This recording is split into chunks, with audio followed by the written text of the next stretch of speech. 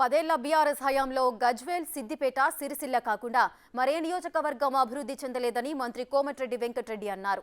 కాంగ్రెస్ పాలనలో మాత్రం అన్ని వర్గాలకు న్యాయం చేస్తామని, అర్హులందరికీ సంక్షేమ పథకాలు అందజేస్తామని చెప్పారు.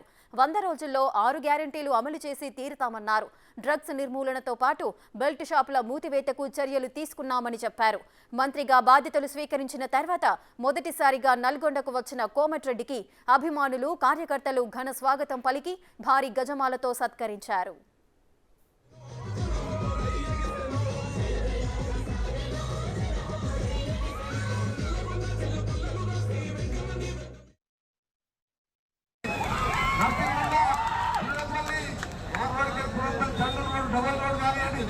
ఇంకా మాటలపల్లికి తిప్పతే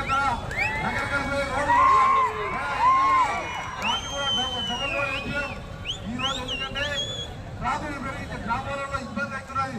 5 సంవత్సరాల్లో ఎవరు కూడా పట్టించుకున్న పాత్ర పోలేదు కాబట్టి ఆ కాలువలతో పాటు ఏఎంఆర్పి కాలువలతో కింది వరకు నీళ్ళు వస్తున్నాయా అంటే ఆ నీళ్లు కూడా రావట్లేదు. ఇవన్నిటికీ శాశ్వత పరిష్కారం 2000 కోట్లతో ఆ రోజు గోలు పెట్టి 1000 కోట్లు ఖర్చు పెట్టిన శ్రీశైలం సొరంగ మార్గాన్ని రాబో 3 సంవత్సరాల్లో పూర్తి చేపించి మీ అందరూ కూడా సాగర్ ఆయకట్టు కింద ఏ విధంగా ఉంటుందో ఆ విధంగా ప్రతి ఒక్క ఎకరానికి సాగుని తెస్తారని మీ అందరూ కూడా మాట ఇచ్చుకుంటూ ఎక్కువ హామీలు ఇవ్వలేదు. అందరికీ నా గురించి తెలుసు, మీ గురించి తెలుసు.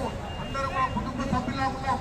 ఈ 5వసారి కాకంతో ఇంకా కూడా రాత్రిలో కష్టపడి ఇక్కడ వారానికి 2 సార్లు నల్గొండ కొట్టుకుంటూ ప్రతి గ్రామాన్ని కూడా పర్యటిస్తూ అటు రాష్ట్ర మంత్రిగా సెక్రటరీలో ఉన్నా, మినిస్టర్ ప్రాంతంలో ఉన్నా, హైదరాబాద్ ఇంట్లో ఉన్నా 3 పిఎన్ నెంబర్లు ఇస్తారు మీకు.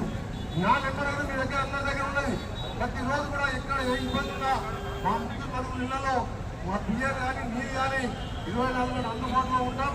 గతంలో మాదిరిగా ఫుల్ టైం ఇక్కడ వారానికి 5 రోజులు 6 రోజులు ఏకమైన రాష్ట్రం మొత్తం కూడా పర్యటించాలి.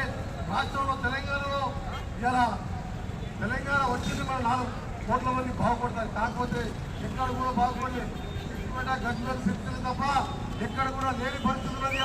అంటే తెలంగాణ వ్యాప్తంగా రోడ్డు వేయడంతో పాటు ఒక సీనియర్ నాయకుడిగా తెలంగాణ ప్రాంతాన్ని అభివృద్ధి చేసే కార్యక్రమంలో కూడా ఈ అందరితో ఈరోజు మన నాయకుడు ఇలా భువనగిరి జిల్లాపై 40 ఏళ్ల తర్వాత కాంగ్రెస్ జెండా